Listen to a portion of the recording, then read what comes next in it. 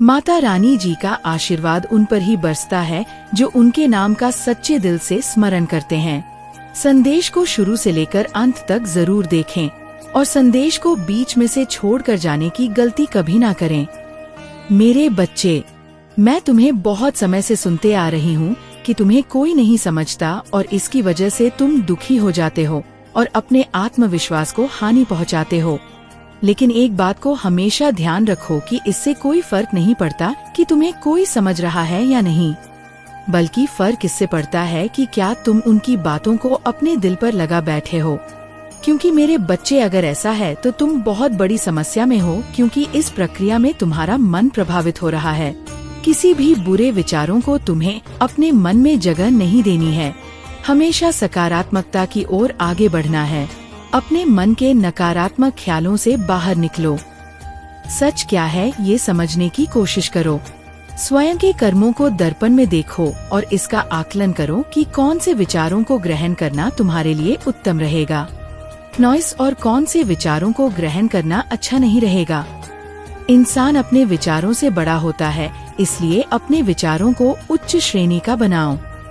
मेरे बच्चे, तुम्हें हमेशा मुझसे ये शिकायत रहती है कि जिसने भी तुम्हारे साथ बुरा किया है वह हमेशा अपने कर्म फल से बच क्यों जाता है।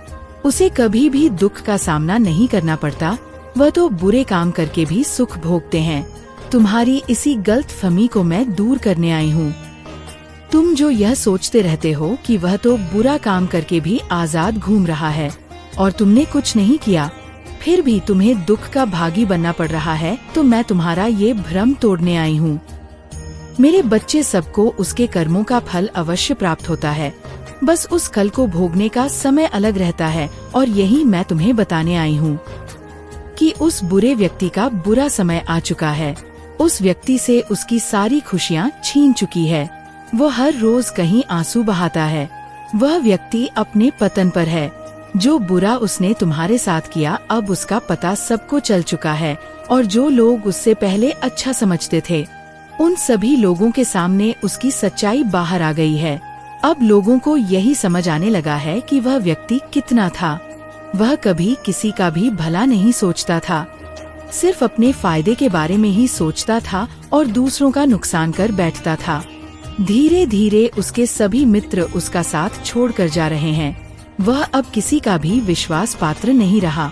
यह सब उसी के बुरे कर्म का फल है जो लौटकर उसके पास ही वापस आ रहा है।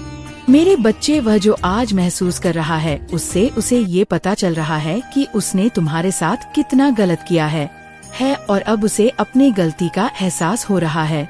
आज वह अपने जीवन में सबसे बुरे दौर से गुजर रहा है। उसके सभी दोस्तों ने उसका साथ छोड़ दिया है और उसकी मदद करने से भी इनकार कर दिया है। अब वह एकदम अकेला और निराश है और अपने बुरे कर्मों के लिए मुझसे माफी मांग रहा है। मेरे बच्चे, तुम इन सब बातों से तुम खुश मत होना। तुम बस यही स्मरण रखो कि बुरे कर्मों का फल सदैव बुरा ही होता। बुरा कर्म कभी किसी को सच्चा मान सम्मान और सच्ची प्रतिष्ठा नहीं दिला सकता। यह सब सिर्फ और सिर्फ सच्चाई की ताकत से ही कमाई जा सकती है।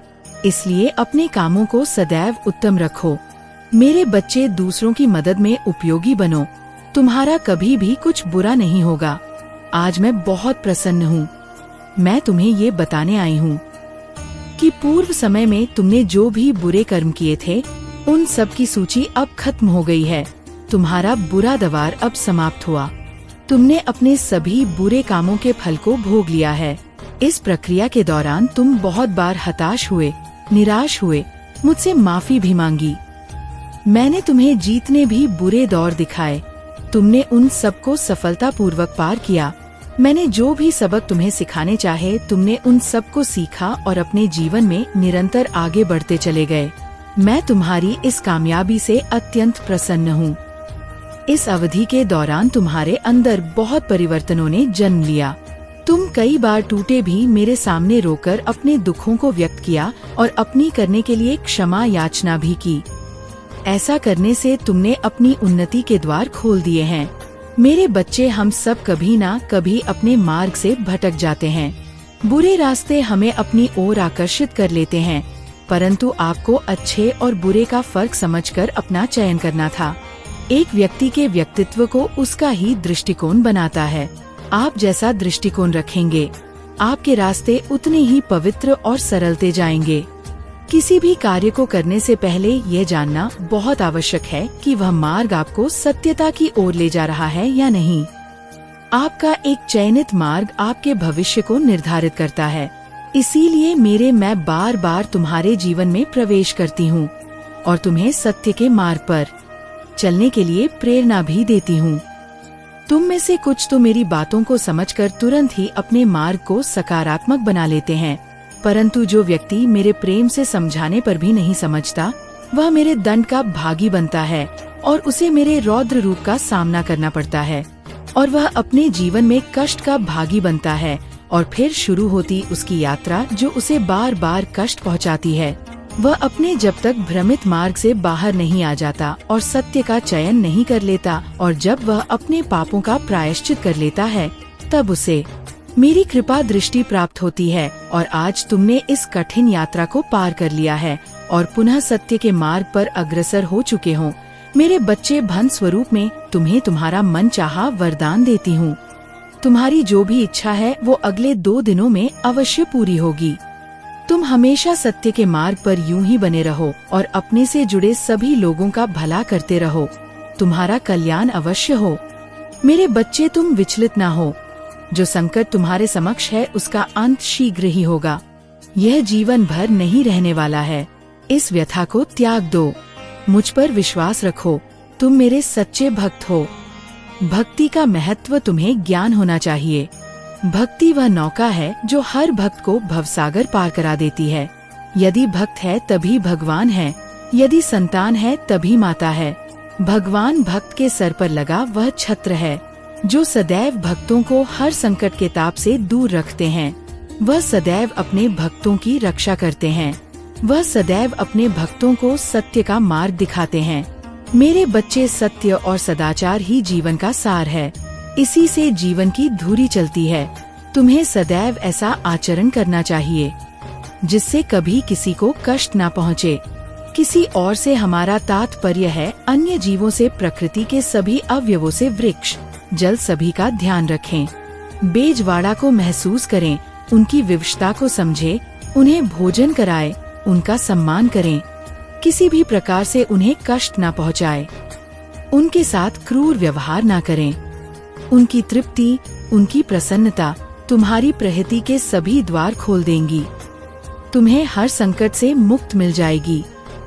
यदि तुम दूसरों की सुख सुविधा का ध्यान रखते हो तो तुम्हें स्वयं की ओर देखने की आवश्यकता ही नहीं होगी, क्योंकि कोई और तुम्हारी सुख सुविधा का ध्यान रख रहा होगा। मेरे बच्चे, तुम इतना मत रो। तुम्हारे इस करुण पुकार और ये आंसू मुझसे नहीं देखे जाते। ये संसार तुम्हारा दुख समझे या ना समझे, मैं तुम्हारा दुख भली प्रकार समझ रही हूँ। तुम्हारा ये दुख देखकर ही आज मैं तुमसे बात करने आई हूँ। तुम मुझसे बात करो, एक बार मेरी ओर देखो। मैं तुम्हारी माता तुमसे बात करने आई हूँ। मेरे बच्चे, तुम जिसके लिए आंसू बहा रहे हो, मैं जानती हूँ, जिसे तुमने अपने हृदय से ही नहीं, अपनी आत्मा से प्रेम किया है, जिसे तुम अपना सर्वत्र मानते हो और उसे भगवान की तरह पूजते हो, लेकिन वह तुम्हें गैरों की तरह छोड़कर चला गया। तुमने उससे बहुत मिन्नतें की, समझाया, रोया, गिड़गिड़ा, उससे कहा कि वह तुम्हें छोड़कर ना जाए। तुम उससे बहुत प्रेम करते हो, वह तुम्हारे लिए सब कुछ है, परंतु उसने तुम्हारी एक ना सुनी। उसने ना तो तुम्हें समझा और ना ही तुम्हारी प्रेम को, और यही कारण है कि उसने तुम्हारे प्रेम में कोमल हृदय को खंडित किया। तुम्हारे हृदय को इतनी पीड़ा दी है। मेरे बच्चे, तुम बिल्कुल भी मत रो। तुम्हारी ये माता तुम्हारे आंसू यूं ही व्यर्थ नहीं जाने देंगी। ये तुमसे वचन है मेरा। उसने तुम्हारे प्रेम, समर्पण और निश्चल का अपमान किया है। उसने तुम्हारे आत्मा को पीड़ा पहुंचाई है। उसने सच्चे प्रेम की कद्र नहीं की। उसने जो भी किया है उसे उसका शीघ्र ही आभास होने वाला है। तुमने जितना उसके लिए रोया है उसके 2 गुना वह रोएगा।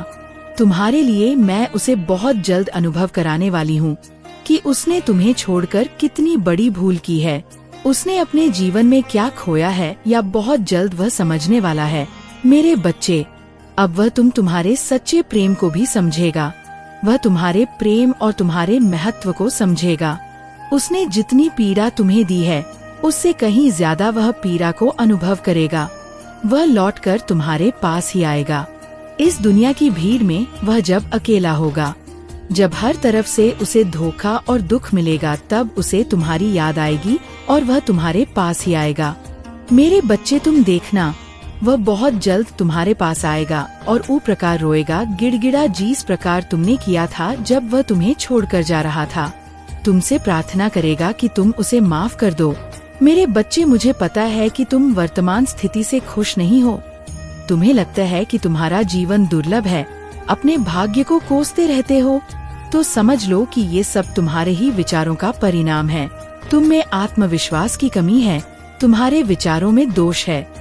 इसके लिए कोई दूसरा दोषी नहीं, बल्कि तुम खुद हो। मेरे बच्चे, अच्छे विचार ही तुम्हारी जिंदगी को बेहतर बना सकते हैं और तुम हो कि नकारात्मक विचार ही अपने मन में लाते हो। तुम्हें ऐसा बिल्कुल भी नहीं करना चाहिए। विचार जब शुद्ध रहेंगे तो जीवन भी स्वच्छ और समृद्ध रहेगा। आज मनुष्य जाति एक ही रोग से पीड़ित है। यह रोग है गरीबी। यह गरीबी क्यों है? इसका उत्तर यही है कि मनुष्य को परमात्मा की शक्ति पर भरोसा नहीं है। अपनी शक्ति में भी विश्वास में संतुष्टि अनुभव करते हुए आगे बढ़ने के प्रयास नहीं करते हैं। ऐसे लोग चाहे कितना भी प्रयास करें, सफल नहीं हो सकते, क्योंकि वह वर्तमान स्थिति को उचित मान बैठे हैं और उनकी आशाएं मिट गई है। निर्धनता के भय से भी लोग निर्धनता के शिकार हुए देखे जा सकते हैं। मेरे बच्चे, बहुत बच्चों को ये पाठ पढ़ा दिया जाता है। वह बेचारे सारा दिन केवल इस शब्द गरीबी को सुनते हैं। वह चीज और भी देखते हैं, उन्हें गरीबी की प्रेरणा मिलती है। यही सुनते हैं, यही देखते हैं, यही सोचते हैं, तो बड़े होने पर यही संस्कार उनकी सफलता के रास्ते में सबसे बड़ी बाधा बनती है। उनके आत्मविश्वास की जड़ें बचपन में ही खोखली हो चुकी होती है। जो लोग निर्धनता से भय खाते हैं, जो सफलता नहीं प्राप्त कर पाते या जो आशंकाओं और भय से ग्रस्त रहते हैं, उनकी आर्थिक दशा को सुधार पाने की शक्ति भी नष्ट हो जाती है। वह अपने सिर पर पहले से लदे बोझ को और भी भारी कर लेते हैं और भी अमर्थ हो जाते हैं। मेरे बच्चे, अगर तुम्हारी परवरिश यदि और भी भयानक हो गया है तो कोई परवाह नहीं करनी चाहिए। जिस चीज से तुम्हारे भीतर की आजादी छीन गई है, ये जो चीज तुम्हें जकड़े हुए हैं, उसे मन से हटाओ और उस स्थिति से स्वयं को हटाओ, दूर हटा दो। जब तक तुम्हारे मन में दुख और दरिद्रता है, तब तक तुम कभी समृद्ध शैली नहीं बनोगे। किसी की दशा वही होती है जो उसके मनोभाव होते हैं। तुम पर भी यही तो सिद्धांत लागू होता है। जब कोई लड़का किसी परीक्षा की तैयारी कर रहा होता है और उसे पास होने की आशा नहीं रहती, तो ये निश्चित है कि वह पास नहीं हो सकता, क्योंकि जिस चीज की आशा होती है वही तो प्राप्त हो सकती है। कोई भी नदी अपने निकलने के स्थान से उस पर्वत से ऊंची नहीं उठ सकती जिसे निर्धनता की आशा है या से निर्धनता की अपेक्षाएं हैं। वह कुछ बन ही नहीं सकता। मेरे बच्चे, तुम्हें अपने लक्ष्य की ओर देखना चाहिए, अपने सौभाग्य की आशा करनी चाहिए। सुख, समृद्धि और विजय पर तुम्हारा अधिक है। अपने अधिकार को प्राप्त करो। तुम्हारा अधिकार तुमसे कोई नहीं छीन सकता, बस तुम खुद अपने आप को पीछे की ओर ले जाते हो। नॉइस। मेरे बच्चे, कोई भी वह व्यक्ति निर्धन नहीं माना जा सकता जिसके पास कोठियां नहीं है या अतुल राशि नहीं है, बल्कि वह निर्धन है जिसके विचारों में निर्धनता है और जो मन से दरिद्र है, क्योंकि निर्धनता एक मानसिक रोग है और मन की दरिद्र से ही आर्थिक दरिद्रता उत्पन्न होती है। जो लोग करोड़पति बने हैं, उनमें आत्मविश्वास था। उनके मन में धनवान बनने के लिए सपने के साथ साथ वैसी ही आशाएं थी, लगन थी, आत्मविश्वास था। तभी समृद्धि भी उनकी ओर बढ़ती चली गई। कोई भी कंजूस आदमी इतना सुख समृद्धि प्राप्त नहीं कर सकता जो विशाल और उदार हृदय व्यक्ति प्राप्त कर सकता है, क्योंकि सुख और वैभव का वास्तविक रूप वह नहीं है जिसे लोग मान बैठते हैं। आत्म विकास से, आंतरिक ज्ञान से सच्चा सुख प्राप्त हो सकता है। मेरे बच्चे, यदि तुम मेरे संदेश को पढ़ पा रहे हो तो निश्चित ही आज मेरा संदेश पूर्ण रूप से पढ़ने के बाद तुमसे सभी देवता प्रसन्न हो जाएंगे और तुम्हारे अधूरे कार्यों को करेंगे। ये मैं तुम्हें पूर्ण विश्वास दिलाती हूँ। यदि तुम मेरे विश्वास पर विश्वास रखकर मेरी बात को सुनकर समझकर मानोगे तो तुम्हारी किस्मत के बंद दरवाजे खुल जाएंगे। मेरे बच्चे, मैं तुमसे एक बात पूछना चाहती हूँ। क्या तुम ये नहीं चाहते कि हर देवता तुमसे प्रसन्न होकर तुम्हारी इच्छा पूर्ण करें?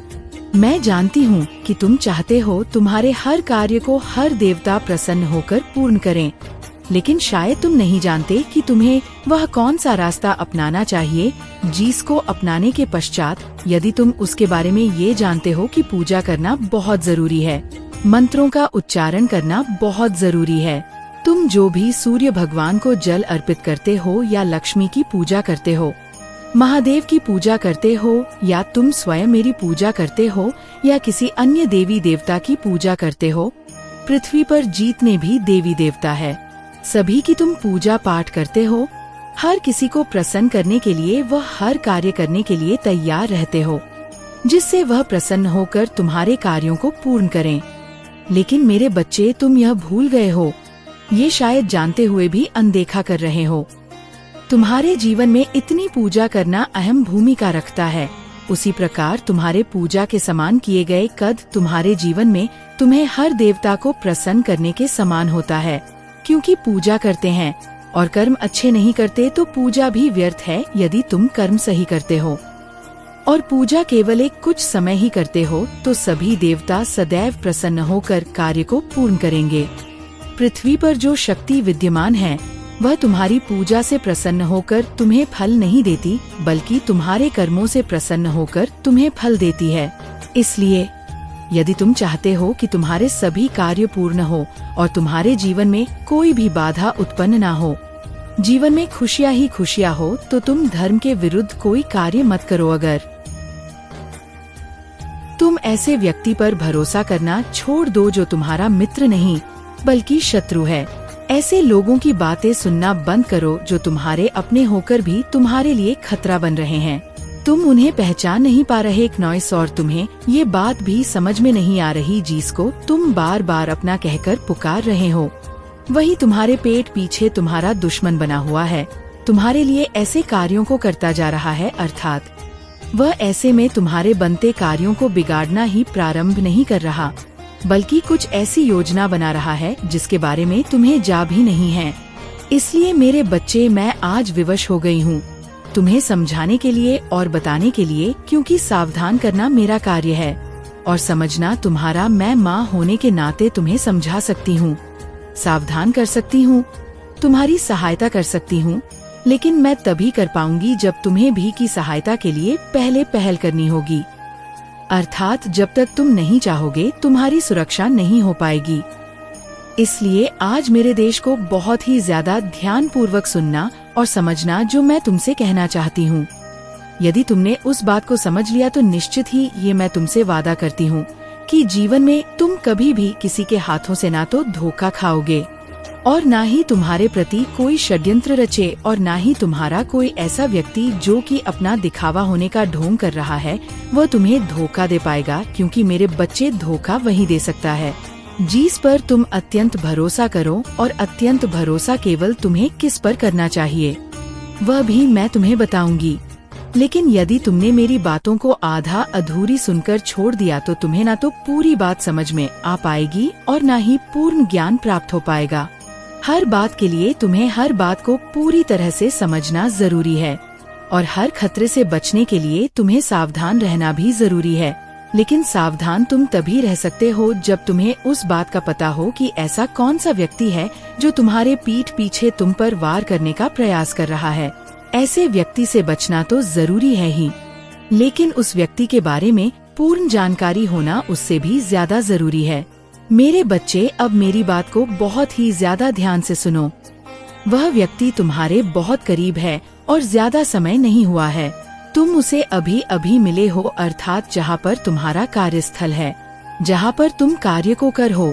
तुम्हारा व्यवसाय भी हो सकता है और नौकरी भी हो सकती है, या तुम जहाँ पर शिक्षा प्राप्त करते हो वहाँ पर भी तुम्हें वह मिल सकता है, और वह तुम्हें मिल चुका है। तुम भी उसे मिल चुके हो। तुम्हारे हृदय को ऐसा आभास हो रहा है कि वह तुम्हारा मित्र है, और वह मित्र होने का दिखावा भी कर रहा है, लेकिन मेरे बच्चे, तुम बहुत ही ज्यादा सीधे साधे और भोले भाले हो।